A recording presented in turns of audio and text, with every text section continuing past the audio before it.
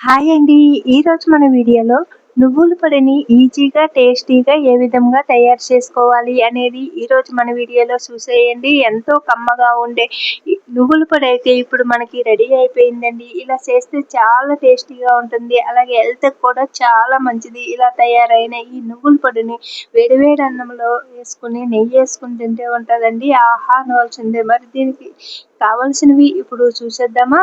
ముందుగా ఒక అరకప్పు నువ్వుల్ని తీసుకోవాలి. మరొక ప్లేట్లోకి ఒక 8 ఎండుమిర్చి, 2 రెమ్మల కరివేపాకు, ఒక స్పూను ధనియాలు, ఒక స్పూన్ జీలకర్ర, ఒక 10 ఎల్లుల్లిపాయల్ని తీసుకోవాలి. ఇక్కడ చూపిస్తున్న విధంగా ఇప్పుడు ఈ నువ్వుల్ని ఇప్పుడు మనము వేపించుకుందాము. ముందుగా స్టవ్ పైన ఒక కడాయిని పెట్టి స్టవ్ ఆన్ చేసుకుని కడాయి వీటెక్కిన తర్వాత నువ్వులేసి దోరగా వేపించుకుందాము. ఈ నువ్వుల్లోకి నూనె వేయవలసిన అవసరం లేదండి. ఉట్టు నువ్వులనే వేసుకుందామండి. ఈ నువ్వులు వచ్చేసి మనకి మన ఇంట్లో పండిన నువ్వులండి. ఇంకా షాపు నుంచి తెచ్చిన నువ్వులు కాదు. మన ఇంట్లో నల్ల నువ్వులు పండుతాయి కదండి పొలాల్లోనే, ఆ నువ్వులు అనమాట. ఆ నువ్వుల్ని మనము కడిగి ఇంట్లోనే ఇలా తెల్లని నువ్వుల కింద తయారు చేసుకుంటే ఇలా తెల్లగా అనిపిస్తాయి అనమాట. నల్ల నువ్వుల్ని నానబెట్టి శుభ్రంగా కడుగుతారనమాట. కడిగినప్పుడు ఇలాగా తెల్లగా అవుతాయి. ఇవి మనం ఒరిజినల్ గా పండించుకున్న నువ్వులు అనమాట. ఈ నువ్వుల్ని ఇప్పుడు నేనైతే పొడి చేసుకుంటున్నాను. చూడండి, ఇలాగా స్టవ్ పైన కడాయి పెట్టుకుని దీంట్లో నూనె గట్ట ఏమి వేయకుండా ఉట్టి కడాయిలోనే ఈ నువ్వుల్ని దోరగా వేపించుకోవాలి. ఇక్కడ చూపిస్తున్న విధంగా ఇప్పుడు మనకి నువ్వులు అనేది ఎగిపోయినాయి. ఇప్పుడు స్టవ్ ఆపేసుకుని వేరొక ప్లేట్ లోకి నువ్వులు తీసేసుకుందాము.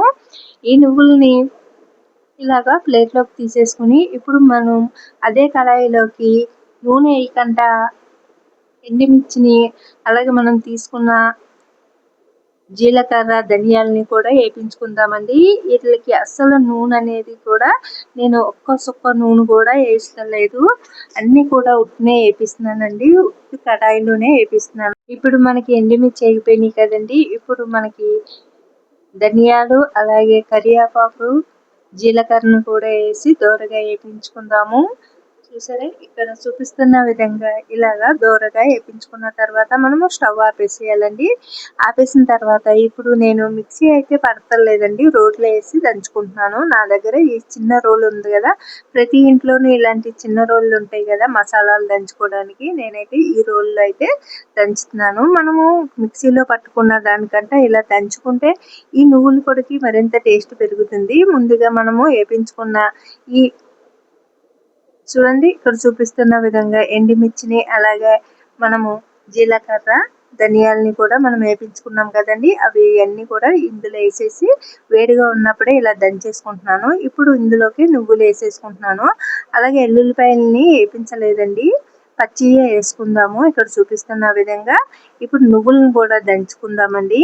మిక్సీ పట్టిన దానికంటే కూడా ఇలా దంచుకుంటే ఈ నువ్వులు పొడికి చాలా టేస్ట్ ఉంటుంది. ఇప్పుడు కొంచెం నువ్వులు ఇలాగా ఇలాగా దంచుకుంటే ఈ పొడికి మరింత టేస్ట్ పెరుగుతుందండి. ఇలాగా దంచుకోవాలి. కాస్త ఒక 5 మినిట్స్ టైం పడుతుంది. ఇంకా మనము మిక్సీలో కంట ఇలా దంచుకుంటే మొయ్యిగా నలిగి మనకి తిన్నప్పుడు టేస్ట్ చాలా బాగుంటుంది. ఇప్పుడు దీంట్లోకి రుచికి సరిపడా సాల్ట్ని వేసుకుందాము. ఇక్కడ వచ్చేసి నేను ఒక స్పూన్ వేసుకున్నానండి.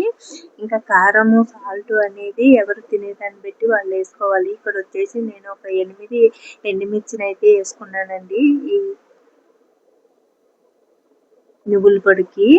ఇంకా మీరు కారం అనేది ఎవరు తినేదాన్ని బట్టి వాళ్ళు వేసుకోండి. ఇలాగ స్పూన్ తోటి ఒకసారి అటు ఇటు కలుపుకుంటూ మధ్య మధ్యలో ఇలా దంచుకోవాలి. ఎల్లుల్లిపాయలను అయితే వేపలేదండి, పచ్చియే వేసుకోవాలి.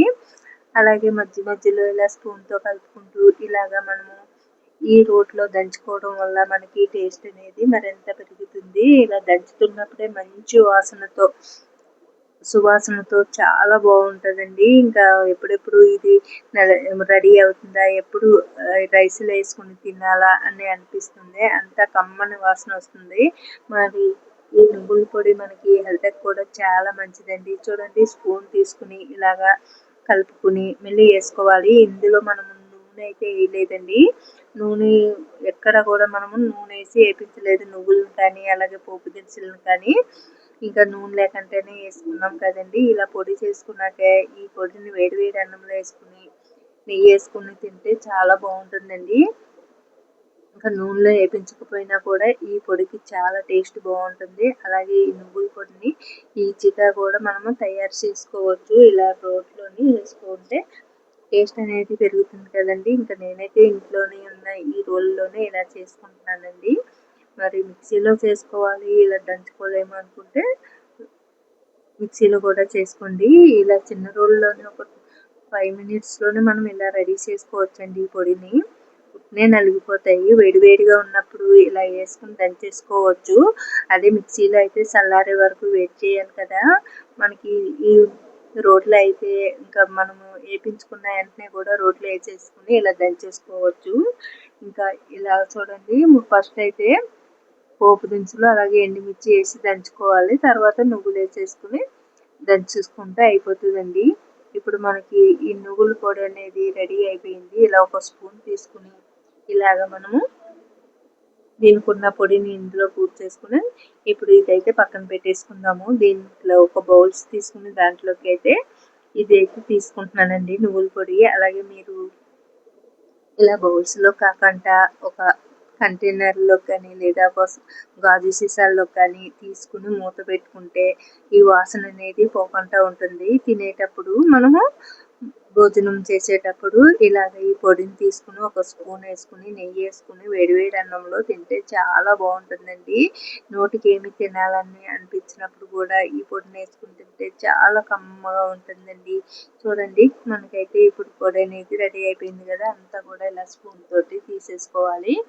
నేనైతే అరకప్పు నువ్వులు తీసుకున్నాను కదా. అలాగే ఎండుమిర్చి ఇవన్నీ కూడా కలిపేటప్పటికి మనకైతే ఇలాగా ఒక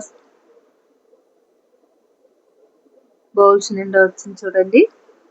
ఇలా చూడసారా, ఇలా ఒక కప్పు నిండా అయితే నేను తీసుకున్న కప్పు నిండా అయితే ఇప్పుడు మనకి నువ్వుల పొడి రెడీ అయిపోయింది. ఎంతో టేస్టీగా ఎన్నో ఆరోగ్య ప్రయోజనాలు ఉన్న ఈ నువ్వుల పొడి ఇప్పుడు మనకి రెడీ అయిపోయింది. వేడివేడి అన్నంలో ఈ నువ్వుల పొడి వేసుకుని నెయ్యి వేసుకుని తింటే ఉంటుందండి ఆహా అనవలసిందే. నోటికి ఏమీ తినాలనిపించినప్పుడు, జ్వరం వచ్చినప్పుడు ఇది వేసి అందించండి. మరి ఈ వీడియో నచ్చితే లైక్ చేసి, షేర్ చేసి మన ఛానల్ సబ్స్క్రైబ్ చేసుకోండి.